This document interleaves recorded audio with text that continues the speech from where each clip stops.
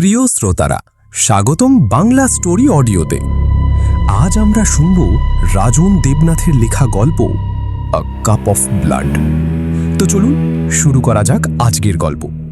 আর হ্যাঁ, দারুণ দারুণ বাংলা গল্প মিস না করতে চাইলে অবশ্যই চ্যানেলটি সাবস্ক্রাইব করে দিন।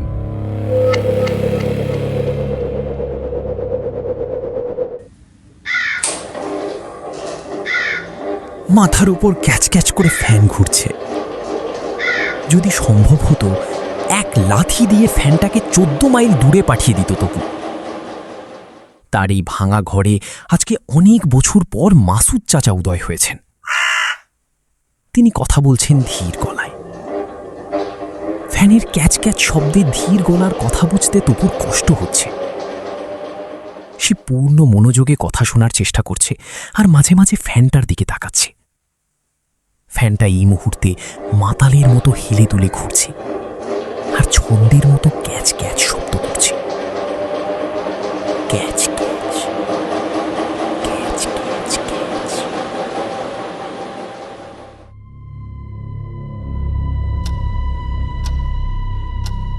তপু বলল, চাচা, আপনি কি আরেকটু জোরে বলবেন?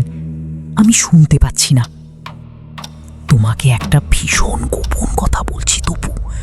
প্লিজ তুমি এই কথা কাউকে বলো না। যদি পারো আমাকে সাহায্য করো। আমি খুব বিপদে পড়ে তোমার কাছে এসেছি। বিপদ?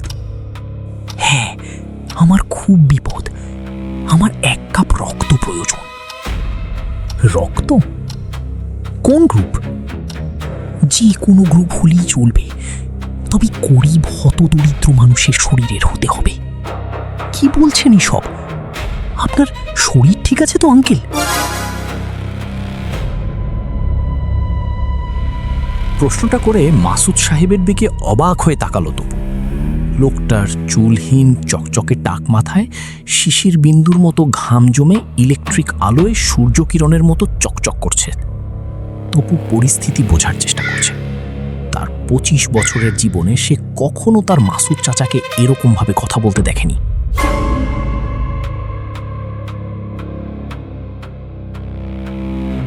গত বছর তার মাসুদ চাচা চাকরি থেকে অবসরে গিয়েছেন। চাকরি জীবনে কি প্রতাপশালী ছিলেন তিনি। বাঘ মহিষকে এক ঘাটে জল খাওয়ানোর ক্ষমতা ছিল ওনার। দিনের আলোয় 6কে 9 আর 9কে 6 বানাবার অলৌকিক ক্ষমতা ছিল চাচার হাতে।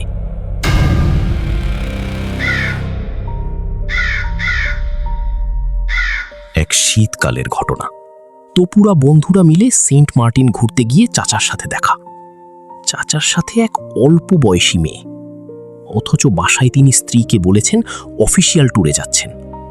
তপু ভীষণ লজ্জা পেল। চাচা রাতে হোটেলে দেখা করতে বললেন। সন্ধ্যাবেলায় তপু তার চাচিকে খবর পাঠালো। চাচি খবর শুনেই রওনা হলেন। পৌঁছালেন পরের দিন। রাতের বেলায় মাসুদ চাচা তার অফিসের সবাইকে নিয়ে মিটিংয়ে বসলেন। মিটিংয়ে চাচিও রইলেন। মিটিং শেষ করে চাচি তপুকে ফোন করে বললেন তপুকে যদি তিনি হাতের কাছে পান তাহলে শরীরের চামড়া থাকবে না।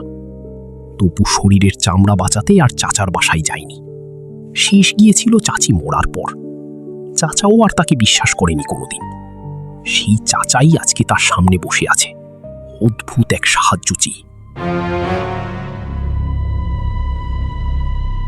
আমাকে 1 কাপ রক্ত ম্যানেজ করে দাও তপু, বিনিময়ে তোমাকে আমি পুরস্কৃত করব। চাচা, আপনার যে ক্ষমতা, সে ক্ষমতা কাজে লাগিয়ে আপনি মুহূর্তেই রক্ত ম্যানেজ করতে পারবেন বলে আমি মনে করি। ক্ষমতা? অবসরে যাবার পর আমার কোনো ক্ষমতা নেই বাবা। মাসুদ সাহেবের কণ্ঠে দুর্বলতার ছাপ স্পষ্ট। বোঝা যাচ্ছে তার আগের সেই সোনালি দিন নেই। তপুর মায়া হলো, বলল, আচ্ছা ব্লাড ব্যাংকে খোঁজ নিচ্ছি আমি। না না, ওসব ব্লাড ব্যাংক দিয়ে হবে না। টাকার বিনিময়ে পাওয়া রক্ত দিয়ে আমার কিছু হবে না। তাহলে আমার লাগবে টাকা ছাড়া পাওয়া রক্ত, গরিব হতদরিদ্র মানুষের। টাকা ছাড়া রক্ত কি দেবে? সেই জন্যই তো এসেছি তোমার কাছে। টাকা টাকা তো আমার জন্য ফ্যাক্ট না। তপু বিস্মিত গলায় জিজ্ঞেস করল, কিন্তু চাচাই গরিব মানুষের রক্ত দিয়ে আপনার কাজটা কি হবে? আমার তো সব মাথার উপর দিয়ে যাচ্ছে। মাসুদ সাহেব চোখ থেকে চশমা খুললেন। জানালা দিয়ে তীর তীর করে বাতাস আসছে। জানালায় সাদা পর্দা অল্প বাতাসে কাঁপছে। উপাসী শহরের কড়া রোদে কৃষ্ণচূড়া ফুল আগুন লাল হয়ে আছে। মাসুদ সাহেব ঢোক গিলে বললেন, I have to drink the blood. বিস্ময়ে তপুর চোখ বড় বড় হয়ে গেল। এই লোকে বলেটা কি? মাসুদ সাহেব বলতে লাগলেন, আমি আমার সার্ভিস লাইফে সারা জীবন ধরেই নানাভাবে মানুষের রক্ত শোষণ করেছি। আরও অনেক খারাপ কাজ আমি করেছি। I accept. বেশিরভাগ মানুষ নিজেকে দানব বলতে লজ্জা পায়। আমি পাই না। আমি যা, আমি তা। I am devil. এটা নিয়ে আমার আপত্তি নেই। এটা আমি গালি হিসেবে নিই না।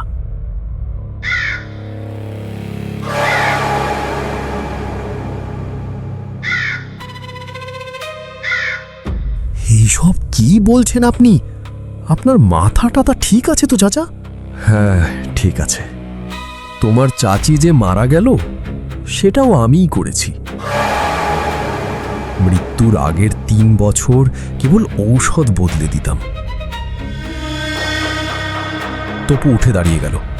মাসুদ সাহেব মিষ্টি করে হাসলেন। পুলিশ কল দেবে? আচ্ছা দিও, কথা শেষ করি। বসো।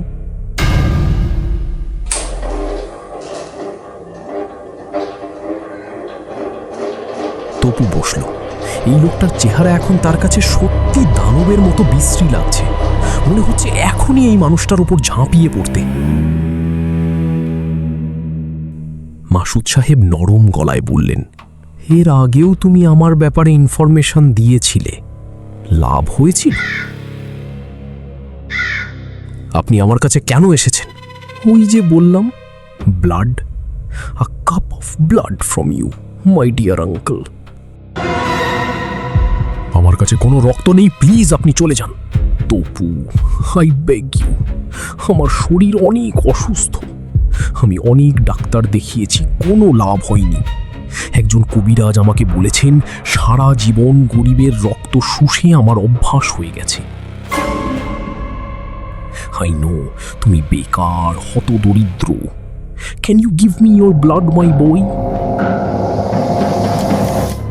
মাসুদ সাহেব তপুর কাছাকাছি আসার চেষ্টা করলেন। তপু প্রচণ্ড বেগে মাসুদ সাহেবকে ধাক্কা দিল। মাসুদ সাহেব ছিটকে পড়লেন মেঝেতে। বেশ আঘাত পেলেন।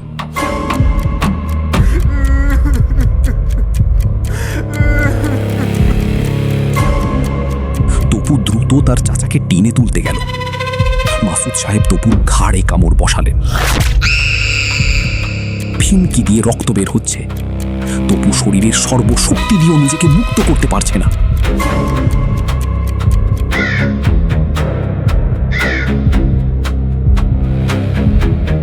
রক্তে শরীর ভিজে গেছে। মাসুদ সাহেব তপুর শরীরের রক্ত খাচ্ছেন। তপুর দম বন্ধ হয়ে আসছে। মনে হয় শরীরের কোনো রগ ছিঁড়ে গেছে দাঁতের কামড়ে। ফিনকি দিয়ে রক্ত আসছে। মাথার উপর মাতালভাবে ঘুরতে থাকা ফ্যানটা সিলিং থেকে ছিঁড়ে পড়ল মাসুদ সাহেবের চুলহীন টাক মাথায়।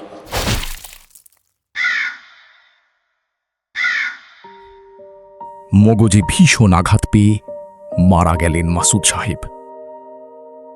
ভাগ্যিস শুরু থেকেই তপু তার মোবাইলের রেকর্ডারটা অন করে রেখেছিল, না হলে পুলিশকে বলতোটা কি? এই ঘটনার পর তপু গ্রামে চলে যায়। তাকে আর শহরে দেখা যায়নি। শোনা গেছে গ্রামের স্কুলে সে এখন মাস্টারি করে। বিয়েও করেছে এক সহকর্মী মাস্টারনিকে।